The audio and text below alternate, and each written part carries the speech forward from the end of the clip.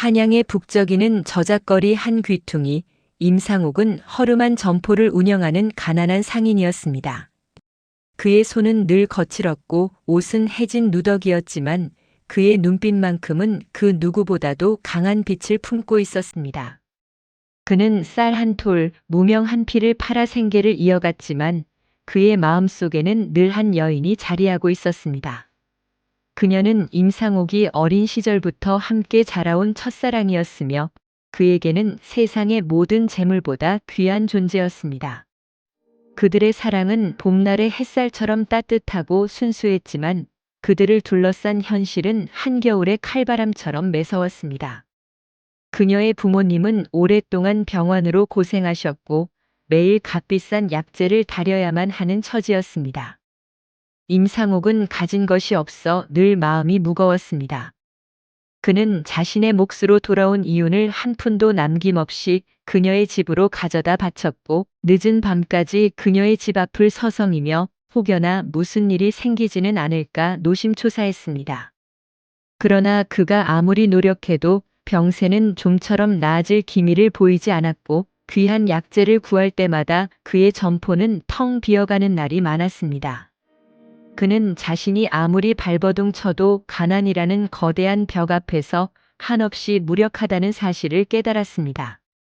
사랑을 지키는 데는 뜨거운 마음만으로는 부족하다는 뼈아픈 진리를 말입니다. 어느 추운 겨울날 그녀의 아버지가 위독하다는 소식이 들려왔습니다. 임상옥은 가진 것이 없어 급히 빚을 내어 가장 값비싸다는 약재를 구하려 했지만 거대한 상단들에 의해 이미 모든 약재의 가격이 천정부지로 치솟아 있었습니다. 그는 그저 발을 동동 구르며 눈물을 삼킬 수밖에 없었습니다. 저작거리에 가득한 부유한 상단들의 행렬과 달리 자신의 빈손은 한없이 초라해 보였습니다. 그때 그는 깨달았습니다. 사랑을 지키는 힘은 순정뿐만 아니라 그 사랑을 지켜낼 수 있는 힘, 즉 부를 통해서도 온다는 것을 말입니다. 가난은 언제고 소중한 것을 빼앗아 갈 수 있다는 것을 뼈저리게 느꼈습니다. 그날 밤 임상옥은 차가운 밤바람을 맞으며 홀로 남산에 올랐습니다. 칠흑 같은 어둠 속에서 멀리 보이는 한양의 불빛들은 그에게는 너무나도 멀고 아득한 꿈처럼 느껴졌습니다. 그는 그 자리에서 무릎을 꿇고 하늘을 향해 맹세했습니다. 하늘이시여, 이 가난이 더 이상 제 사랑을 위협하지 않도록 저에게 힘을 주시옵소서. 이 약속을 위해 제 모든 것을 바치겠습니다. 그녀와 그녀의 가족을 위해 이 조선 최고의 거상이 되겠습니다. 그의 목소리는 맹세의 무게만큼이나 단단했고 그의 결심은 그 어떤 바람에도 흔들리지 않을 듯 했습니다. 이 약속은 임상옥의 단순한 포부가 아니었습니다. 그것은 그의 모든 삶의 이유가 되었고 지독한 결심의 시작이었습니다. 사랑하는 사람을 지키겠다는 순수한 열망은 그에게 상상할 수 없는 힘을 불어넣어 주었습니다. 그는 더 이상 돈을 벌기 위해 장사하는 것이 아니라 약속을 지키기 위해 장사하게 되었습니다. 만약 그에게 이 지독하고도 순수한 약속이 없었다면 그는 평생을 평범한 상인으로 살다 흔적도 없이 사라졌을 것입니다. 하지만 그는 이제 더 이상 평범한 임상옥이 아니었습니다. 그는 사랑을 지키기 위해 모든 것을 걸고 미친 듯이 달려나갈 진정한 광상가의 길을 걷기 시작했습니다. 그의 발걸음은 더 이상 가난에 묶여 있지 않았고 오직 사랑을 향해 그리고 약속을 향해 굳건히 나아가고 있었습니다. 첫사랑을 향한 지독한 약속 이후 임상옥은 평범한 상인의 길을 벗어나기 시작했습니다. 그는 허름한 점포를 정리하고 청나라 무역으로 번 돈을 모두 쏟아부어 한양에서 가장 큰 규모의 술 제조장을 세웠습니다. 그의 술은 단순한 곡주가 아니었습니다. 조선 최고의 물과 쌀을 구해 비법을 적용했고 오랜 시간 정성을 다해 숙성시켰습니다. 깊고 풍부한 맛과 향은 물론 마시고 난 뒤에도 머리가 맑아지는 듯한 청량함에 사람들은 혀를 내둘렀습니다. 그의 술은 임상옥주라 불리며 한양의 주점 곳곳에서 빠르게 명성을 얻어갔습니다. 그러나 임상옥의 급성장은 한양의 상권을 수백 년간 장악해온 거대한 상단들에게는 거슬리는 일이었습니다. 그들은 자신들의 시장을 위협하는 임상옥을 좌시하지 않았습니다. 거대 상단은 즉시 가격 전쟁을 선포했습니다. 그들이 자신들의 술값을 절반 이하로 내리자 시장은 혼란에 빠졌습니다. 임상옥의 술은 품질이 월등했지만 가격 경쟁에서 도저히 이길 수 없는 상황이었습니다. 그의 수하들은 매일같이 찾아와 불안에 떨며 호소했습니다. 나으리, 이대로 가다가는 망합니다. 저들은 미치고 팔면서 저희를 고사시키려 합니다. 저희도 가격을 낮추셔야 합니다. 임상옥은 그들의 말을 들으면서도 자신의 가게 앞에 쌓여가는 술독을 보며 깊은 고민에 잠겼습니다. 단기적인 이윤에 눈이 멀어 품질을 포기할 수는 없었습니다. 그러나 그렇다고 해서 막대한 손실을 감당하며 버틸 수도 없는 노릇이었습니다. 며칠 밤낮으로 고민을 거듭하던 임상옥은 마침내 모두가 미쳤다고 생각할 파격적인 결정을 내렸습니다. 그는 자신의 가게 앞에 커다란 현수막을 내걸고 사람들에게 알렸습니다. 임상옥의 술은 오늘부터 공짜입니다. 이 소식이 전해지자 한양은 발칵 뒤집혔습니다. 사람들은 귀를 의심했고 이내 호기심에 이끌려 임상옥의 가게 앞으로 몰려들기 시작했습니다. 처음에는 공짜라서 마셨지만 임상옥의 술을 맛본 이들은 놀라움을 금치 못했습니다. 깊고 풍부한 맛은 물론 오랜 숙성을 통해 얻은 부드러운 목 넘김은 상대 상단의 텁텁하고 거친 술과는 비교할 수 없는 것이었습니다. 사람들은 임상옥의 술이 공짜로 퍼줄 만큼 품질에 자신 있는 술이라는 것을 깨닫게 되었습니다. 입소문은 걷잡을 수 없이 퍼져나갔고 임상옥의 가게 앞에는 매일 아침부터 해가 질 때까지 장사진이 이루어졌습니다. 모두가 공짜 술을 얻기 위해 줄을 서는 기이한 풍경이 한양의 저작거리를 뒤덮었습니다. 임상옥은 막대한 손실을 감수하면서도 한 달 가까이 술을 공짜로 나눠주었습니다. 반면 거대 상단들은 당황했습니다. 가격을 아무리 낮춰도 공짜를 이길 수는 없었고 자신들의 술은 더 이상 팔리지 않아 창고에 쌓여갔습니다. 그들은 임상옥의 의도를 알아차리고 뒤늦게 술의 품질을 개선하려 했지만 사람들의 마음은 이미 임상옥에게로 완전히 기울어진 뒤였습니다. 임상옥이 술을 공짜로 퍼준 이유는 단순한 도발이나 미련함이 아니었습니다. 그는 단 한 명의 고객이라도 진심을 느끼면 언젠가 진정으로 돌아올 것을 믿었습니다. 그는 눈앞의 이익을 버리는 미친 짓을 통해 사람들의 마음속에 임상옥이라는 이름을 신뢰와 품질의 상징으로 각인시켰습니다. 그는 쌀값을 낮추는 대신 정직한 품질과 사람의 마음을 얻는 것을 목표로 삼았습니다. 그의 전략은 단기적인 이윤이 아닌 사랑을 지키기 위한 굳건한 기반, 즉 사람들의 신뢰를 얻는 것이었습니다. 막대한 손실을 감수하고도 사람을 남기는 상도를 택한 것입니다. 거대 상단들은 임상옥의 전략에 속수무책으로 당했습니다. 그들은 잃어버린 신뢰를 회복하기 위해 필사적으로 노력했지만 이미 때는 너무 늦어버렸습니다. 품질과 신뢰를 모두 잃은 그들은 결국 막대한 손실을 감당하지 못하고 하나둘씩 문을 닫았습니다. 그들의 몰락은 임상옥에게 새로운 기회를 열어주었습니다. 그는 이제 한양의 술 시장을 완전히 장악하며 새로운 상인의 길을 개척했습니다. 이 성공은 단순히 재물을 축적하는 것에 그치지 않았습니다. 임상옥은 이 사건을 통해 재물보다 사람의 마음을 얻는 것이 더 큰 성공이라는 자신만의 철학을 확고히 했습니다. 이 파격적인 물장사는 그를 돈에 미친 상인이 아닌 진정한 의미의 사람에 미친 상인, 즉 광상가로 거듭나게 한 위대한 첫걸음이었습니다. 승리의 기쁨도 잠시, 임상옥은 첫사랑과의 약속을 되뇌었습니다.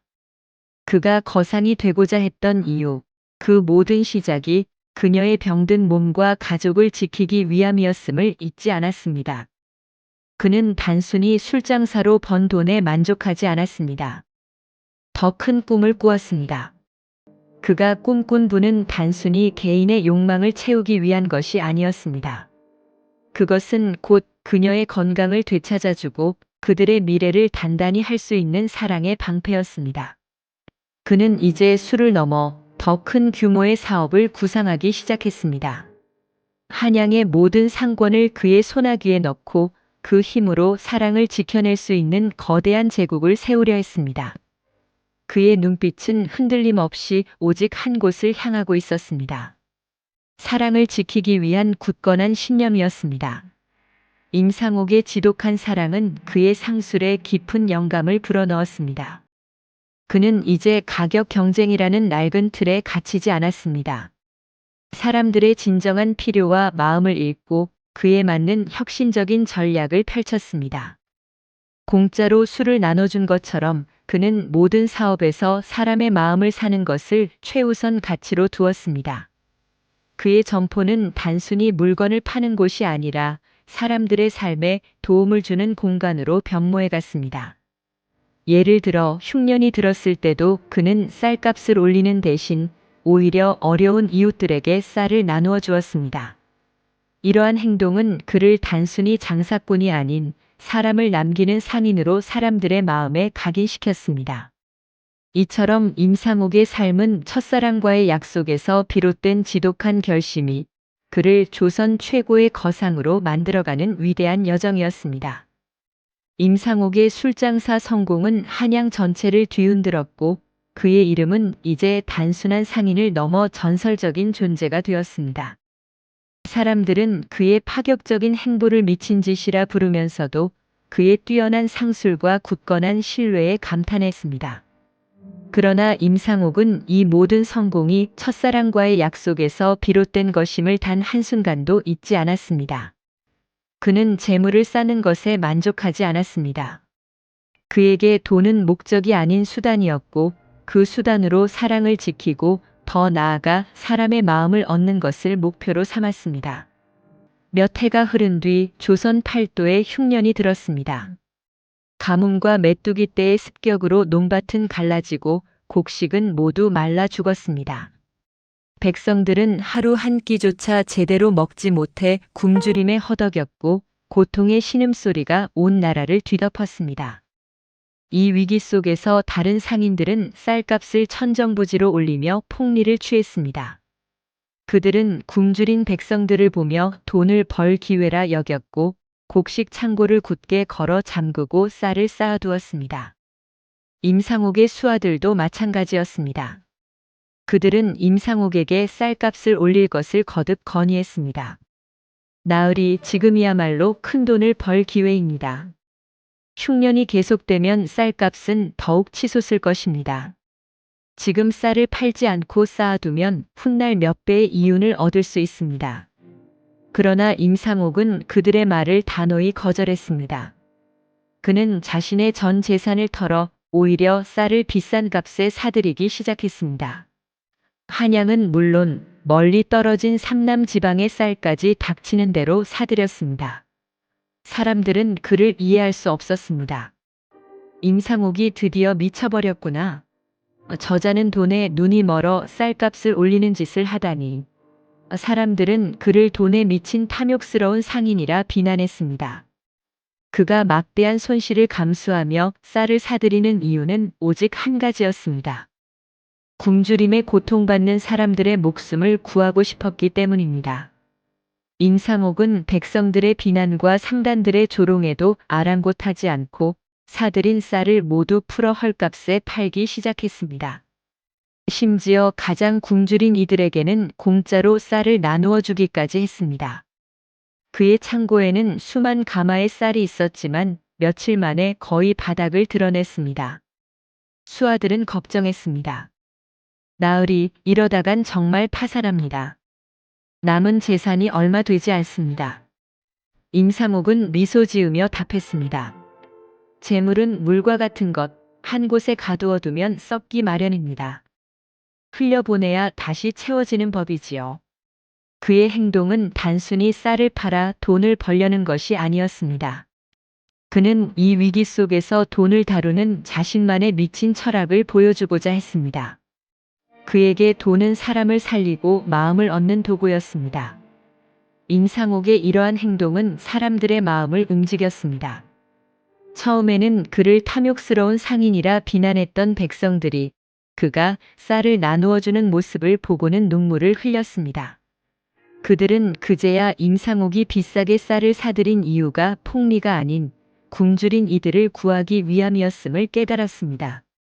입에서 입으로 임상옥의 이야기가 퍼져나갔고 그의 이름 앞에는 의로운 상인이라는 존칭이 따라붙기 시작했습니다. 다른 상단들이 쌀을 숨겨두고 이윤을 쫓는 동안 임상옥은 자신의 모든 것을 걸고 사람을 구했습니다.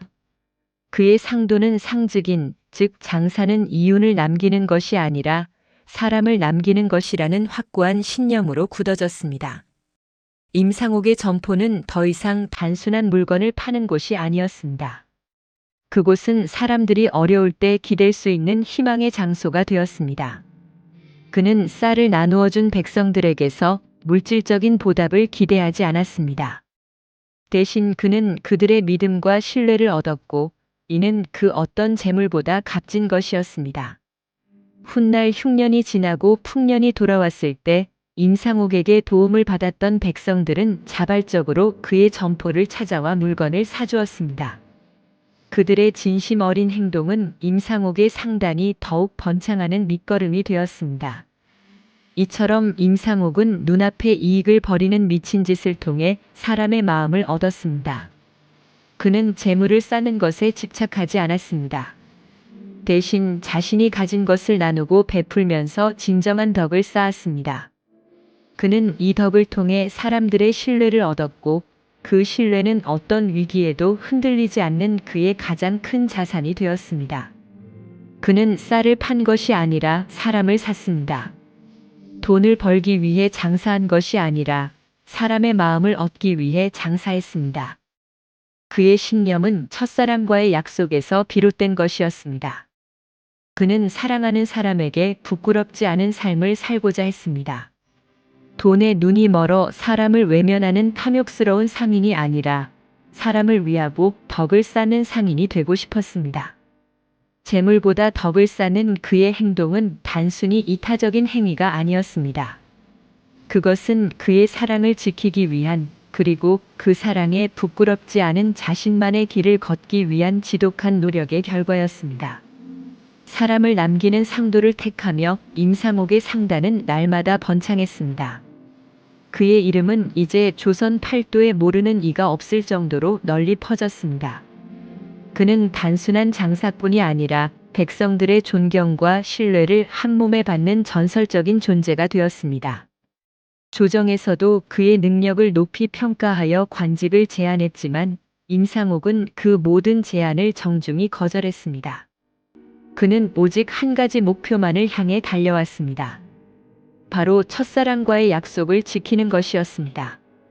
청나라와의 무역은 더욱 활발해졌고 그의 상술은 국경을 넘어 대륙에서도 인정받기 시작했습니다. 홍삼 무역으로 막대한 부를 쌓았고 그가 한양에 지은 저택은 감히 왕족의 궁궐과 견줄만 했습니다.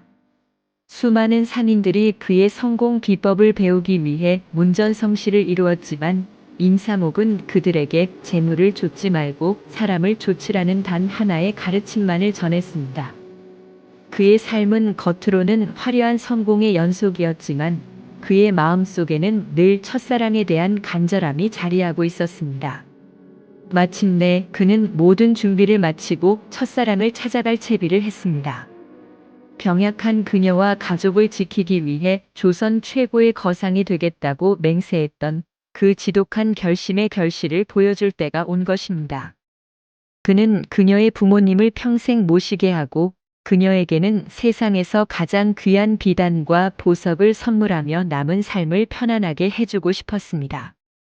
그의 마음은 벅찬 기대와 설렘으로 가득했습니다. 수레에는 온갖 귀한 선물들을 가득 싣고 묵묵히 그녀의 마을로 향했습니다. 그의 발걸음은 더없이 가벼웠습니다. 이제 모든 고통이 끝났다고 자신의 모든 노력이 빛을 발하는 순간이 찾아왔다고 생각했습니다. 그러나 운명은 그에게 잔인했습니다. 마을에 도착하여 그녀의 집 앞에 섰을 때 그의 심장은 차갑게 얼어붙었습니다. 그녀의 집은 폐허가 되어 있었고 텅 빈 마당에는 잡초만 무성했습니다. 임상옥은 불안한 마음에 떨리는 목소리로 주위를 지나가던 노인에게 그녀의 소식을 물었습니다. 노인은 고개를 저으며 안타까운 표정을 지었습니다. 아, 그 아이 말인가? 몇 해 전부터 병이 깊어져 결국 세상을 떠났네. 부모님도 그 충격에 얼마 못 가 돌아가셨지. 그 말을 듣는 순간 임상옥의 세상은 무너져 내렸습니다. 자신이 쌓아 올린 모든 것이 한순간에 부질 없어지는 듯한 기분이었습니다. 그의 눈에서는 뜨거운 눈물이 복물처럼 터져 나왔습니다. 그는 텅 빈 집 앞에서 절규하며 그녀의 이름을 목 놓아 불렀습니다. 그녀의 죽음보다 임상옥을 더욱 절망하게 만든 것은 그녀의 집을 정리하다 발견한 낡은 편지 한 통이었습니다. 편지에는 그녀의 마지막 메시지가 담겨 있었습니다. 사랑하는 상옥 오라버니께, 오라버니께서 큰 상인이 되어 오시겠다고 약속하셨던 것 평생 잊지 않았습니다. 저의 병은 재물로 지킬 수 있는 것이 아니었습니다. 오라버니께서 저를 위해 애쓰셨던 그 마음만으로 저는 이미 충분히 행복했습니다.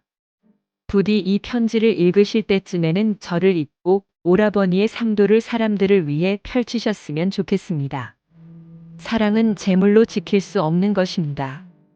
저는 이미 오라버니의 마음속에 영원히 함께하고 있습니다. 부디 건강하고 행복하게 사세요. 그 편지를 읽는 순간 임상옥은 모든 것을 깨달았습니다. 그가 그토록 지키려 했던 사랑은 돈으로 지켜낼 수 있는 것이 아니었습니다. 그는 사랑을 지키기 위해 모든 것을 바쳤지만 정작 가장 중요한 사랑은 돈으로 지킬 수 없다는 뼈아픈 진리를 깨달았습니다. 그가 쌓아 올린 부는 텅 빈 공허함만 남겼고 그의 삶의 모든 이유가 사라지는 순간이었습니다. 그는 수많은 재물을 쌓았지만 그 부로 사랑을 지킬 수는 없었습니다. 그는 자신이 사랑하는 사람을 지키기 위해 미친 짓을 했지만 그 미친 짓의 방향이 잘못되었다는 것을 뒤늦게 깨달았습니다. 텅 빈 허탈감 속에서 임상옥은 자신이 걸어온 길을 되돌아보았습니다. 그는 돈을 벌기 위해 사람의 마음을 얻는 상도를 펼쳤지만 정작 가장 중요한 사랑을 놓쳐버렸습니다. 그의 마음속에는 깊은 슬픔과 함께 이제는 더 이상 재물에 의미를 두지 않겠다는 결심이 자리 잡았습니다. 그는 더 이상 개인적인 욕망을 위해 돈을 벌지 않겠다고 스스로에게 맹세했습니다. 그의 삶의 목적이 완전히 사라지는 듯 보였지만 그 슬픔은 곧 새로운 깨달음으로 이어졌습니다. 사랑은 물질이 아닌 마음으로 지키는 것이라는 진리를 알게 된 그는 이제 자신이 가진 모든 것을 오직 사람을 위해 쓰겠다는 새로운 길을 모색하기 시작했습니다. 그의 지독한 사랑은 비극으로 끝났지만 그 비극을 통해 그는 진정한 인생의 상도를 깨닫게 된 것입니다. 이로써 임상옥의 삶은 재물을 좇는 상인의 길에서 사람의 마음을 얻는 위대한 여정으로 전환되는 결정적인 순간을 맞이했습니다. 첫사랑의 죽음과 그녀가 남긴 뼈아픈 진리는 임상옥의 삶을 송두리째 흔들어 놓았습니다. 그가 평생을 바쳐 쌓아 올린 모든 부와 명성이 한순간에 부질없는 것이 되어버렸습니다. 그의 삶의 이유였던 지독한 결심이 사라지자 그는 깊은 공허함과 절망 속에 빠졌습니다. 한동안 그는 자신이 쌓은 거대한 저택에 틀어박혀 세상과 담을 쌓고 지냈습니다. 술을 마시며 슬픔을 삭혔고 밤마다 그녀의 이름을 부르며 절규했습니다. 그가 가진 것은 이 세상 누구도 넘볼 수 없는 재물이었지만 그 재물로 가장 중요한 사랑을 지키지 못했다는 사실은 그를 견딜 수 없는 고통으로 몰아넣었습니다. 임상옥의 몸은 점차 쇠약해졌고 그의 눈동자에서는 더 이상 생기와 빛을 찾아볼 수 없었습니다. 그의 수하들은 그런 임상옥을 보며 안타까움과 불안감을 동시에 느꼈습니다. 그들은 임상옥의 곁을 떠나지 않았지만 그 어떤 위로의 말도 그의 깊은 슬픔을 달래주지는 못했습니다. 그러던 어느 날 밤, 그는 다시 그녀의 마지막 편지를 꺼내 읽었습니다. 사랑은 재물로 지킬 수 없는 것입니다. 이 구절이 그의 가슴에 깊이 박혔습니다. 그는 자신의 모든 성공이 그녀와의 약속에서 비롯되었음을 다시금 깨달았습니다. 그리고 동시에 그녀가 진정으로 바랐던 것은 화려한 부가 아니라 그가 상도를 사람들을 위해 펼치는 것이었음을 깨달았습니다. 그녀는 자신을 위해 재물을 쌓는 것이 아니라 재물을 다루는 그의 미친 철학을 더 많은 사람들을 위해 사용해 주기를 바랐던 것입니다.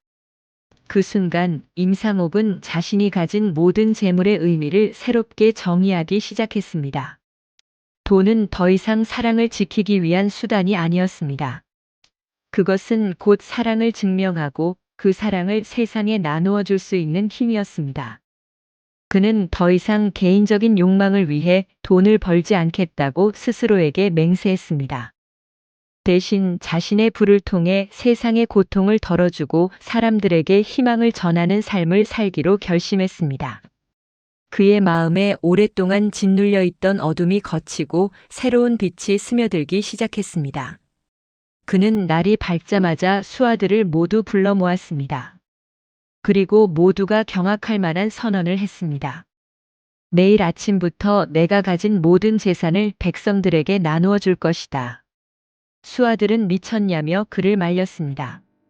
나으리, 이 재물은 평생을 바쳐 쌓아 올린 것입니다. 어찌 하루아침에 모두 버리시려 하십니까? 그러나 임상옥은 흔들리지 않았습니다.